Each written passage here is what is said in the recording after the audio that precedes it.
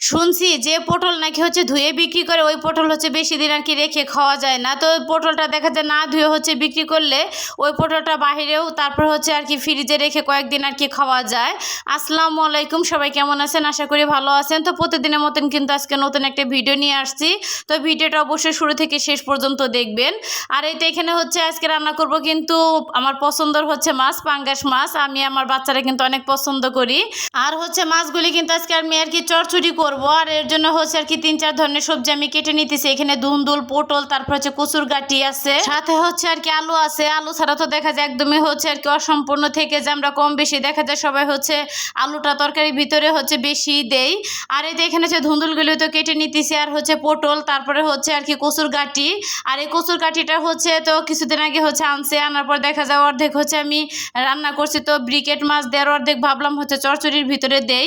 আর কচুর গাঠি কিন্তু চচ্চড়ি করে খেতে কিন্তু বেশ হচ্ছে মজা লাগে। কে কে খাইছেন অবশ্যই হচ্ছে সবাই কমেন্ট করে জানাবেন। আর এই তো এখানে কিন্তু সবজিগুলো দেখা যায় কাটতে কাটতে কিন্তু আমার মাছটাও কিন্তু ভাজা হয়ে গেছে। কারণ হচ্ছে মাছগুলি আমি ভাজছিলাম এবং হচ্ছে সাথে সাথে সবজিটাও কিন্তু আমি কেটে নিছি। কারণ হচ্ছে মেয়ে মানুষ দেখা যায় একভাবে এক কাজ করলেই তো হয় না, সাথে সাথে অনেক ধরনের কাজ একসাথে না করলে কাজও আগায় না। আর এই তো এখানে কিন্তু মাছগুলি হচ্ছে ভাজা হয়ে গেছে। তো এক এক করে হচ্ছে আমি তুলে নিতেছি। আর মাছটা কিন্তু অনেক ফ্রেশ ছিল। কালকে হয়তো বা সবাই দেখছেন, যারা যারা হচ্ছে আমার লং ভিডিও দেখছেন অবশ্যই হচ্ছে মাছটা দেখছেন। আর এই তো এখানে কিন্তু হচ্ছে এক ফালির তো ডিম দিয়ে দিলাম। তো হচ্ছে 2 ফালি আর কি ডিম হয়েছে। তো একটা হচ্ছে আর কি রেখে দিলাম, তো একটা হচ্ছে আমি চচ্চড়ির ভিতরে আর কি দেবো। আর ডিমটা হচ্ছে আমার বাচ্চারা আলহামদুলিল্লাহ অনেক অনেক পছন্দ করে, এর জন্য হচ্ছে ডিমটা আর কি আমি এভাবে হচ্ছে ম্যাক্সিমাম রান্না করে আর কি দেই। আর এই তো এখানে কিন্তু হচ্ছে ডিমটা আমি ভেজে তুলে তারপরে হচ্ছে আর কি পেঁয়াজ, তারপর হচ্ছে মরিচ দিয়ে দিলাম এইখানে। আর হচ্ছে ওই তেলের ভিতরে দিছি, কারণ হচ্ছে পাঙ্গাস মাছ ভাজলে কিন্তু অনেকটা হচ্ছে তেল ওঠে। আর এই তো স্বাদ মতন একটু লবণটাও দিয়ে দিলাম। দেখা যায় বেশি পেঁয়াজ মরিচ আর কি আমি ভাজবো না, যেহেতু হচ্ছে চচ্চড়ি আর কি করবো। দেখা যায় অত আর কি পেঁয়াজ মরিচ ভাজার কোনো প্রয়োজন নাই।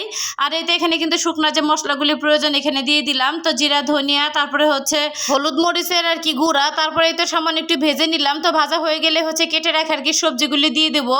তো সবজিটা হচ্ছে দেওয়া হয়ে গেলে তো আমি হালকা একটু নেড়ে চেড়ে তারপরে হচ্ছে একটু পানি দিয়ে হচ্ছে আমি ঢাকনা দিয়ে আর কি ঢেকে দিছিলাম। আর দেখা যায় অনেক পানি আমি দেই নেই, কারণ হচ্ছে সবজিটা ঢেকে রাখলে এমনিতে দেখা যায় প্রচুর পরিমাণে পানি উঠবে, এর জন্য। আর এই তো এখানে কিন্তু হচ্ছে অফ ক্যামেরা অনেকবার হচ্ছে আর কি সবজিগুলি নেড়ে চেড়ে দিছি, তারপর হচ্ছে লবণটাও চেক করে নিছি। আর হচ্ছে তো ভেজে রাখা হচ্ছে মাছগুলি এক এক করে আমি দিয়ে দিলাম। তো চচ্চড়িটা হচ্ছে একটু গা মাখা টাইপের আর কি হবে, অনেক হচ্ছে পানিও রাখবো না, একবার হচ্ছে পিঠ পোড়া করে হচ্ছে চচ্চড়িও করবো না। আর এই তো এখানে কিন্তু মাছগুলো দেওয়া হয়ে গেলে হচ্ছে চামিচ দিয়ে একটু চেপে চেপে আর কি আমি দিতেছি। তো দেওয়া হয়ে গেলে হচ্ছে এখন ঢাকনা দিয়ে ঢেকে তো আমি হচ্ছে 5 থেকে 7 মিনিটের মতন হচ্ছে রান্না করে নেব। আর এই তো আলহামদুলিল্লাহ রান্নাটা কিন্তু আমার হয়ে গেছে। আর হচ্ছে আমি চুলাটা কিন্তু অলরেডি হচ্ছে বন্ধ করে দিছি। তো সব মিলিয়ে হচ্ছে আজকের ভিডিওটা সবার কাছে কেমন লাগলো অবশ্যই হচ্ছে সবাই কমেন্ট করে জানাবেন। তো সবাই ভালো থাকবেন, সুস্থ থাকবেন, আমার জন্য বেশি বেশি দোয়া করবেন। আল্লাহ হাফেজ।